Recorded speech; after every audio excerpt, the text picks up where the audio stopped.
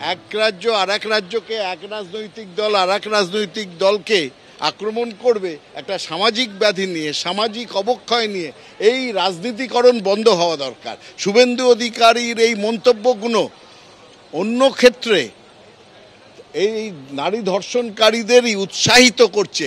আমি বলবো আপনি আপনার বাক সংযম করুন এবং এটার একটা সামাজিক অবক্ষয়ের ঘটনায় সম্মিলিতভাবে কিভাবে বন্ধ করা যায় সেখানে কনস্ট্রাকটিভ পার্টিসিপেশন যেটা বলে সেইটা করার দরকার। শুধু শুধু রাজনীতিকরণ করে একদিকে উৎসাহ আর একদিকে নিন্দা আর একদিকে এইরকম এইগুলো বন্ধ হওয়া দরকার। আরও ম্যাচিউরিটি আমরা আশা করছি এই বিরোধী দলনেতার কাছে।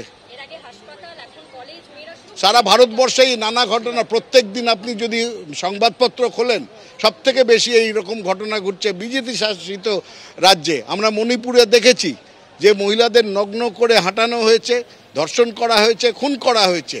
সেসব বিষয়ে আপনারা দেখবেন না এইসব বিজেপি নেতাদের কখনো মুখ খুলতে।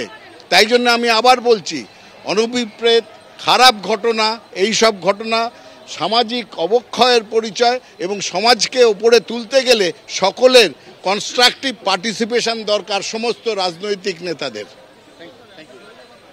গঠনমূলক রাজনীতি করার পরামর্শ দিলেন জয়প্রকাশ মজুমদার বিরোধী দলনেতার উদ্দেশ্যে, এবং অনভিপ্রেত খারাপ ঘটনা এমনটাই তিনি বলছেন সামাজিক অবক্ষয়ের পরিচয়। কি বলছেন বিজেপি রাজ্য সভাপতি সুকান্ত মজুমদার, দেখুন। অভয়াকাণ্ডের পর বা অভয়াকাণ্ডের পর যেভাবে আবার কলেজের মধ্যেই শোনা যাচ্ছে নাকি ঘটনাটা হয়েছে এবং তার সাথে জড়িত নাকি প্রাক্তনী এবং স্টাফ।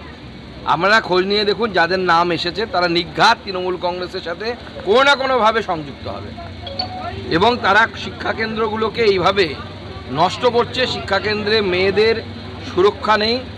আরজিকর কাণ্ডের পর তো প্রমাণ হয়ে গেছে যে রাজ্যের টপ মেডিকেল কলেজগুলোর মধ্যে একটিতে যদি এই ধরনের ঘটনা ঘটতে পারে, তো ল কলেজ তো যেখানে আইনের শিক্ষার্থীরা তৈরি হয় সেখানে আইন ভাঙা হচ্ছে, তাহলে রাজ্যের অবস্থাটা কি? রাজ্যের মুখ্যমন্ত্রী ল অ্যান্ড অর্ডার সামলান হোম মিনিস্টার হিসেবে, তিনি আমাদের হোম মিনিস্টার।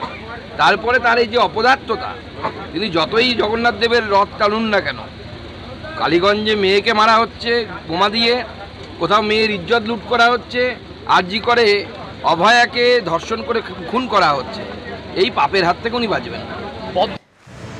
কসবা থানায় অভিযোগ দায়ের করেন ওই অভিযোগকারিনী, এবং তারপরে তালবাগান এলাকা থেকে প্রথমে দুজনকে পুলিশ গ্রেফতার করে। তাদের জিজ্ঞাসাবাদ করে মূল অভিযুক্তের হদিশ পাওয়া যায়। গতকাল রাতে 3 জনকে গ্রেফতার করা হয়েছে। এর মধ্যে একজন ওই কলেজেরই প্রাক্তনী এবং অন্য 2 জন পড়ুয়া। প্রাক্তনী মূল অভিযুক্ত এমনটাই অভিযোগকারিনী অভিযোগে জানিয়েছেন। ইতিমধ্যেই তার মেডিকেল টেস্টও করা হয়েছে। ময়ূক ঠাকুর চক্রবর্তী সরাসরি রয়েছেন আমাদের সঙ্গে। ময়ূক, তুমি যেমনটা বলছিলে যে ইতিমধ্যেই ফরেন্সিক বিশেষজ্ঞরা তারা আসবেন, যে এলাকায় যে জায়গায় এই ঘটনা ঘটেছে সেই এলাকা ইতিমধ্যেই ঘিরে ফেলা হয়েছে, কিন্তু আমি জানতে চাইবো নির্দিষ্ট করে কোন সময় এই ঘটনাটা ঘটলো? সন্ধে পেরিয়ে প্রায় রাত গড়ানোর মুখে কলেজের টাইমিং কি? মানে এটা কি একেবারে নাইট কলেজ? ছাত্রছাত্রীরা কি করছিলেন ওই সময় কলেজ ক্যাম্পাসে? দেখো, এগুলো এখনো পর্যন্ত জানা যায়নি যে ওটা নাইট কলেজ না ডে কলেজ নাকি ডে নাইট দুটোই রয়েছে। এই সমস্ত জিনিস এখনো পর্যন্ত পরিষ্কার নয়। তবে এইটুকু যেটা জানা যাচ্ছে যে মূল যে অভিযুক্ত সে কিন্তু প্রায়শই কলেজে আসতো। এর আগেও সে অনেকবার এসেছিল এবং এই কলেজের গভর্নিং বডি থেকে শুরু করে কলেজ কর্তৃপক্ষের সঙ্গে এই মূল অভিযুক্তের যথেষ্ট ভালো যোগাযোগ ছিল। গোটা ঘটনা গত পরশুদিন রাত 7:30 থেকে রাত 8:50 মধ্যে হয়েছে। কলেজেরই যে কলেজ সংলগ্ন কলেজের ভেতরে যে ওয়াশরুম তার পাশের একটা ঘরের মধ্যে গোটা ঘটনা ঘটেছে এবং এই গোটা ঘটনার সময় কলেজের গার্ড কোথায় ছিলেন সেটা নিয়ে প্রশ্ন উঠছে এবং তার পাশাপাশি কলেজ কর্তৃপক্ষই বা তারা কোথায় ছিলেন সেটা নিয়েও প্রশ্ন উঠছে। এটাও জানা যাচ্ছে যে ওই ছাত্রীকে প্রথমে ওভারপাওয়ার করার চেষ্টা করা হয়, তিনি চিৎকার করেন এবং তারপর তাকে গার্ড রুমের মধ্যে নিয়ে গিয়ে একটা রুমের মধ্যে নিয়ে গিয়ে তাকে এই গণধর্ষণ করা হয় এবং এই গণধর্ষণের সময় বাকি 2 জন যারা অ্যাকিউজড তারা মূল অভিযুক্ত যেই গোটা ঘটনায় জড়িত ছিল তাকে সাহায্য করছিল। গত পরশুদিনই অভিযোগ হয় এবং তারপর ভিকটিমের মেডিকেল টেস্ট হয় চিত্তরঞ্জন ন্যাশনাল মেডিকেল কলেজে। মেডিকেল টেস্টের পর আবার ভিকটিমের স্টেটমেন্টও পুলিশ আধিকারিকরা ইতিমধ্যে রেকর্ড করেছেন এবং তারপর বাকি যে 2 জন অভিযুক্ত তাদের 3 জন অভিযুক্ত তাদের খোঁজে গতকাল তল্লাশি হয়। বোসপুকুর তালবাগান এলাকা থেকে প্রথমে দুজনকে অ্যারেস্ট করা হয়, তারপর তাদের স্টেটমেন্ট পারসিউ করে মূল অভিযুক্তকে তার রেসিডেন্স থেকে গতকাল রাত 12:30টার সময় কসবা থানার পুলিশ আধিকারিকরা গ্রেফতার করেছেন। পুলিশের তরফ থেকে বলা হচ্ছে 3 জনের এগেনস্টে গ্যাং রেপের সেকশন রয়েছে।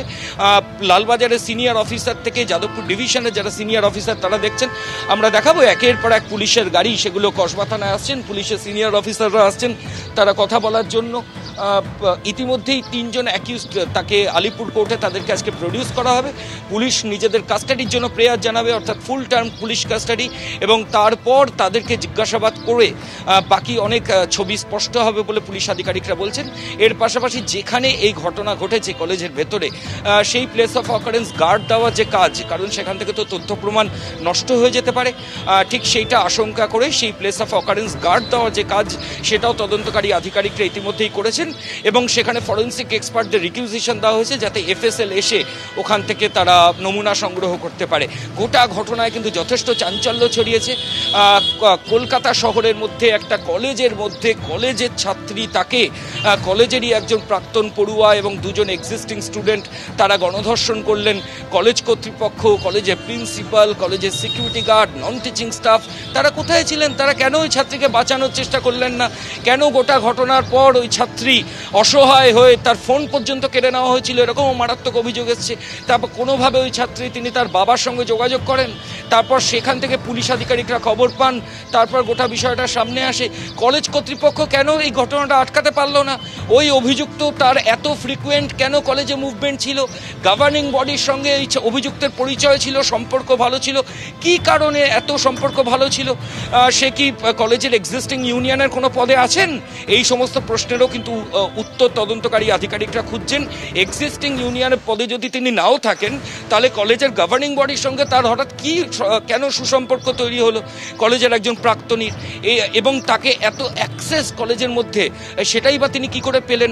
এই সমস্ত প্রশ্নের উত্তর তদন্তকারীরা খুঁজছেন। অভিযুক্তদের নিজেদের হেফাজতে নেওয়ার পর এই বাকি ছবিগুলো স্পষ্ট হবে, এবং তার পাশাপাশি এই কলেজের সিসিটিভি ক্যামেরা সেটা এক্সামিন করা, কলেজের প্রিন্সিপালের সাথে কথা বলা, সিকিউরিটির সঙ্গে কথা বলা, গার্ডের সঙ্গে কথা বলা, নন টিচিং স্টাফদের সঙ্গে কথা বলা, সেগুলো পুলিশ আধিকারিকরা ইতিমধ্যেই শুরু করেছেন, এমনটাই পুলিশের দাবি।